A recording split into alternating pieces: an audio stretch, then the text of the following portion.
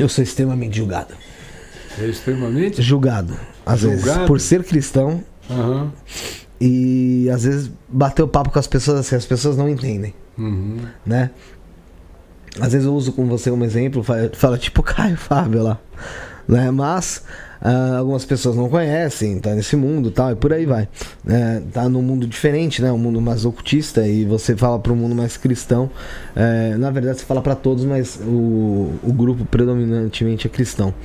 Então eu queria que você explicasse um pouco pro pessoal o que é ser cristão e poder ter uma conversa, um papo com qualquer pessoa.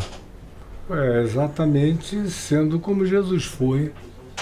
Porque Jesus, ele conversou com todo mundo, e os que ele menos procurou, ou não procurou, ou nunca procurou, foram justamente os religiosos. Os religiosos o odiavam, eram capazes de sair de Jerusalém e irem até a Galiléia a pé. Não era de carro cansa. Agora ir a pé, meu amigo, para ir para lá e fazerem aqueles conluios, querendo persegui-lo. Um monte de perguntas cretinas. Eu tenho inclusive 2 livros grossos, chamados de Perguntas Cretinas e Respostas Divinas. As perguntas cretinas foram todas as perguntas que os religiosos fizeram a Jesus. E as respostas divinas, todas as respostas que Jesus deu a esses religiosos judeus, fariseus, saduceus, escribas do templo, sumos sacerdotes, enfim. É uma coletânea de tudo que os 4 evangelhos apresentam. Agora, o interessante de Jesus é que ele passou no meio de toda essa confusão, sem parar para discutir com ninguém a respeito disso. Ele é o caminho, a verdade e a vida. Ele apresenta perdão, graça, acolhimento, apresenta solidariedade sem pedir carteirinha de identidade ou de declaração de fé ou de credo de quem quer que seja, como eu já mencionei antes.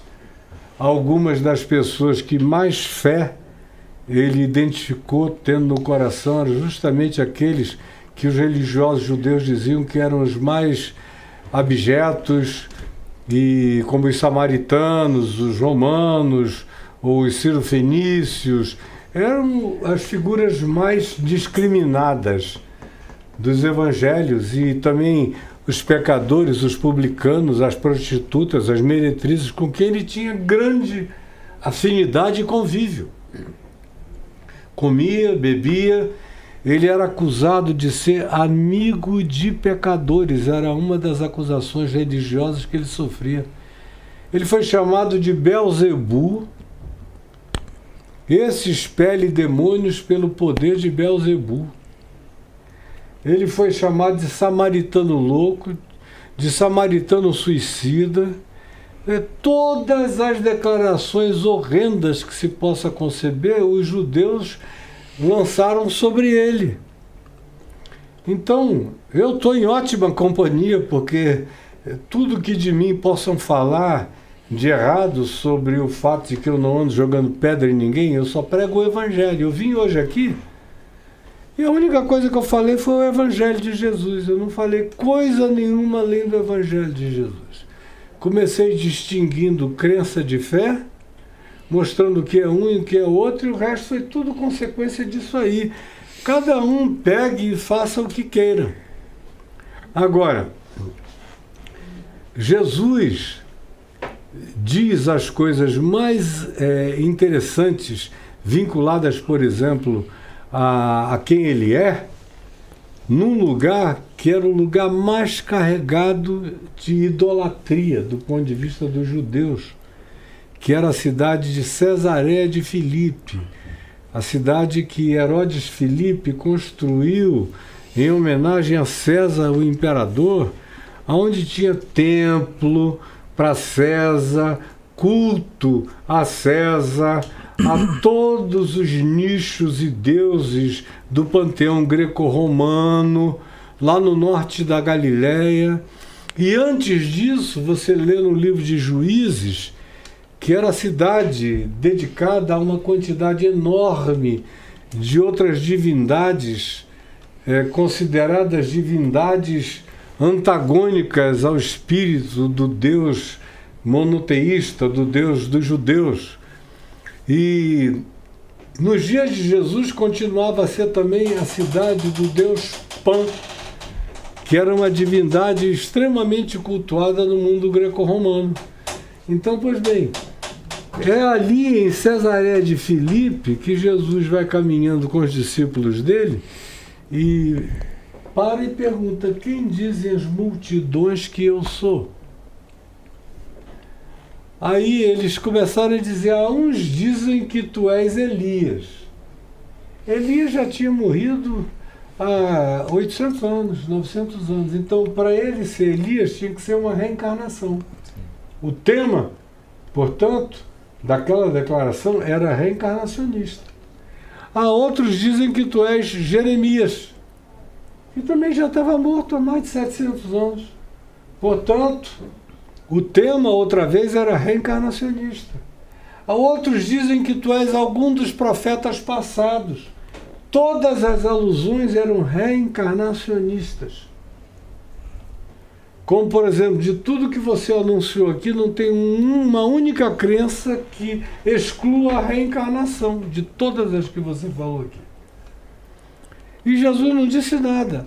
Ainda houve um outro que disse: alguns dizem que tu és João Batista, que tinha acabado de ser decapitado por Herodes, por causa do pedido de Herodias, a mulher do Herodes Filipe, irmão dele, que ele comia lá em Jerusalém, era mulher do irmão, com quem tinha um caso.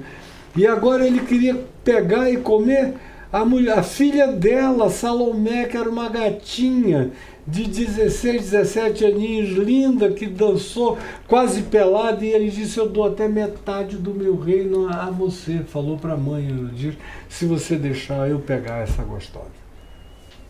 E aí ela disse: eu deixo, mas eu quero a cabeça de João Batista. E ele estava tão enlouquecido de tesão que, conquanto ele respeitasse a João Batista, ele mandou decapitá-lo. E ela disse: eu quero que tragam a cabeça numa salva de prata aqui para mim. E aí lá vem João Batista com a cabeça degolada naquela bandeja.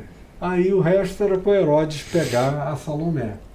Pois bem, era uma doutrina de reinfusão reencarnacionista. O cara que tinha acabado de ser morto tinha continuado na continuidade da sua existência, penetrando em Jesus, de modo que Jesus tinha virado um double. Ele mesmo no seu espírito, e agora João Batista reinfuso nele. Porque era até uma doutrina mais complexa. Porque João tinha acabado de morrer, era primo de Jesus, contemporâneo, primo e tudo mais. E Jesus não disse nada, era prato cheio para ele chamar e dizer: eu quero discutir esse assunto. Era como se eu tivesse chegado aqui e dito a você: para cada anúncio que você fez, eu gostaria de dar uma opinião a respeito disso. Imagina só, se eu tenho desejo de dar uma opinião a respeito de qualquer coisa, eu ajo exatamente como Jesus agiu. Ele não teve opinião a dar sobre nada. Ele não disse: não, é claro que eu não sou Elias, nem Jeremias, nem nenhum dos profetas, nem João Batista. Não. Ele só perguntou o seguinte: e vós? O que vós dizeis quem eu sou? E aí Pedro tomou a palavra e disse: tu és o Cristo, o Filho do Deus vivo. O que equivalia a algo absurdo, a dizer: tu és Deus encarnado. Tu és aquele que és desde sempre, em quem todas as coisas foram criadas e por quem todas as coisas foram criadas, que é coexistente como Deus eterno. Tu és ele presente aqui com altura, com cor, com morenidade do Oriente Médio, porque Jesus não era um lourinho de olhos azuis, cabelos cacheados e europeuzado, tudo tinha cara de árabe. Ele era tão normal que quando Judas foi traí-lo, ele teve que dar um código dizendo: é aquele a quem eu beijar, do contrário ninguém ia nem saber quem era. Porque ele não era assim um Cristo com uns olhos azuis saindo da cara, um cabelo louro, um peitão lindo. Não! Você o diferenciava dos outros por quem ele era, pela palavra que ele trazia, pelo dom que ele emanava, pela graça que dele eclodia, por toda a sabedoria. Por tudo do contrário, o indivíduo podia passar e não saber. Por isso foi que Judas disse: aquele a quem eu beijar a face. E aí eles prendei. Então ele só pergunta: e vocês, o que dizem que eu sou? E Pedro disse: tu és o Cristo, o Filho do Deus vivo.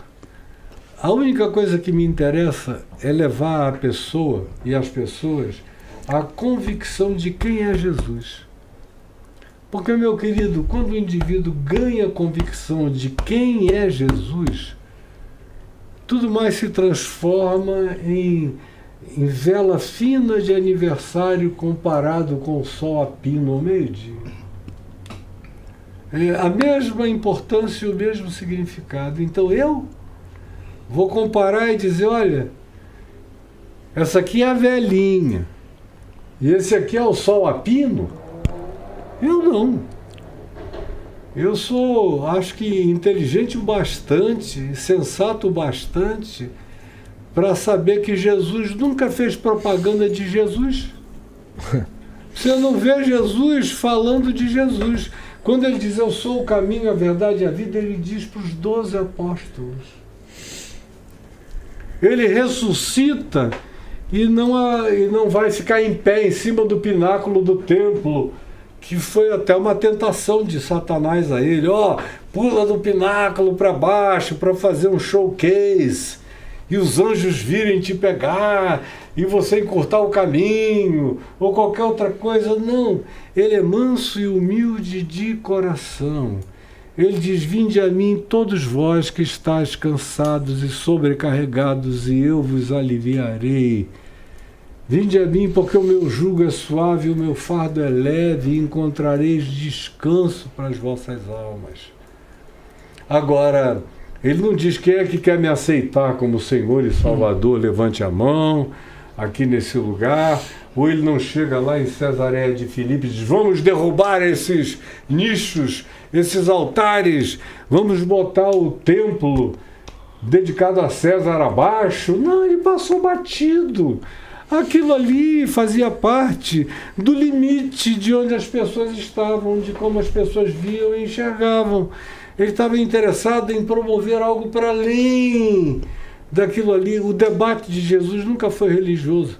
Os religiosos monoteístas, supremacistas do templo e os sumos sacerdotes e os seus escribas acadêmicos e pseudo-sábios é que viviam perseguindo caninamente. E foram os religiosos que o mataram. Os romanos não. Pilatos fez tudo para não matar Jesus. A mulher de Pilatos mandou um recado que está escrito no Evangelho de Lucas e Mateus: não te envolvas com esse justo. Na hora lá anterior a Jesus ser enviado para a crucificação, ela mandou um recado: não te envolvas com esse justo, porque essa noite em sonho eu muito sofri a seu respeito. Não te metas com ele. Não te metas com ele. Ele é de outra natureza e departamento. Então, Jesus mesmo nunca perdeu tempo com isso. Jesus sabia tanto quem ele era, que ele não ficava tentando dizer: olha, a vela não é o sol. Vai chegar uma hora em que a vela acaba e o sol continua aceso. Quando essa hora chega, cada um enxerga.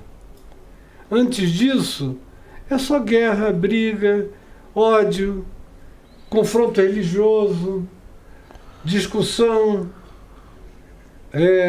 aumentativo raivoso no coração das pessoas, evocação de contenda, porque ninguém muda de opinião porque alguém chega e chama para briga. Exatamente. E diz, vamos sair no pau aqui, eu vou já te provar quem é, porque a minha arte marcial é melhor do que a tua. Não é um UFC de nenhuma natureza, nem a briga de rua. Ao contrário, depois de dizer, vinde a mim todos vós que estáis cansados e sobrecarregados, no mesmo contexto de Mateus 11, você entra na sequência do texto, e aí diz, e ele assim fazia para se cumprir, ele não fazia publicidade, pedia que evitassem publicidade a respeito dele. É uma coisa recorrente nos evangelhos, curava e dizia, não me exponha a publicidade. É anti-religião, é anti-marketing, completamente, é anti tudo do que está aí. Ele acaba de curar, olha só, curar um cara mudo. E diz pro cara, não diz nada pra ninguém. É quase uma gozação, né? Não diga nada pra ninguém. Não diga nada pra ninguém. Mas agora que eu posso falar, eu não posso dizer nada pra ninguém. Então, você veja como ele era anti-autopublicitário. Antimarqueteiro. Antimarqueteiro de si próprio. Ele está sempre apontando para o pai. Sempre. E aí, lá diz o seguinte, pediu que não expusessem a publicidade para se cumprir o que estava dito acerca dele pelo profeta Isaías. Porque ele não gritará nas praças. Onde está na Ágora, todo mundo reunido, era o lugar da propaganda. Ele não gritará nas praças, ele não se exaltará, ele não contenderá com ninguém sobre opinião divergente. Você não vê Jesus batendo boca com ninguém. Ele só mostra quem ele é e o amor que ele carrega e a graça que dele emana. Sim. E diz mais o seguinte, ele não esmaga a cana quebrada, o cara já está todo quebrado, partido, arrebentado, ele ainda vai lá e como a religião faz. O sujeito está todo ferrado. Aí a religião vai, esmaga, quebra mais ainda, seu desgraçado, você agora vai ter que se curar disso à força, senão você não entra no reino de Deus e no inferno. Ele não esmaga a cana quebrada. E ele não apaga a lamparina que já está só fumegando, quase apagando. Ele não vai lá e termina de apagar, ao contrário, ele sopra, ele acende, ele reacende, ele bota a energia para cima. Então eu tento parecer com o meu Senhor, mestre e guru, único e absoluto, que é Cristo Jesus. Eu não tenho nenhuma outra referência. Como eu disse originalmente, eu sou ateu de todos os deuses e de todos os sagrados. Cristo é o absoluto absoluto. É o meu ponto de partida, é o meu ponto de apoio, é o meu ponto de referência, é o meu ponto de vista e é o meu ponto de chegada. E nele eu me satisfaço de maneira absoluta. E estou cheio desse amor e viverei assim até ele me levar para me tornar um com ele. Caio, para fechar o programa, até de maneira rápida, porque o Anderson deve estar te esperando lá e a gente tem que tirar as fotos. O que é o erro? O que é errar para você? Errar é você não praticar o amor. Isso é erro, isso é pecado. Porque quem quer que ame, e aí amar, eu não tô falando do amor erótico, eros, que é também uma manifestação de amor, mas pode dar em qualquer um, só não dá em poste de ferro. Aí eu posso, em nome desse amor, sair ferrando o mundo inteiro e fazendo mal a muita gente. O amor que não peca é o amor ágape, agapau. É o amor sublime, o amor de Deus que não se ensoberbece, não se conduz inconvenientemente, não se alegra com a injustiça, mas se regozija com a verdade, que tudo crê, tudo espera, tudo suporta, que persevera, não precisa ficar do lado daquele que rejeita, mas não é porque foi rejeitado que odeia, jamais odeia. É aquele amor sobre o qual Jesus disse: amai os vossos inimigos e orai por aqueles que vos perseguem. Esse amor, o apóstolo Paulo diz que contra ele não existe nenhuma lei. Não transgride lei nenhuma, eu não preciso nem me preocupar com lei nenhuma, porque se eu viver esse amor, eu vivo acima da transgressão. Agora, se eu não viver esse amor, eu posso viver cheio de legislação, porque quanto mais legislação eu tiver, mais arrogante, mais soberbo, mais supremacista, mais perverso, mais desumano eu me tornarei, mais errado eu serei, até na presunção da minha obediência.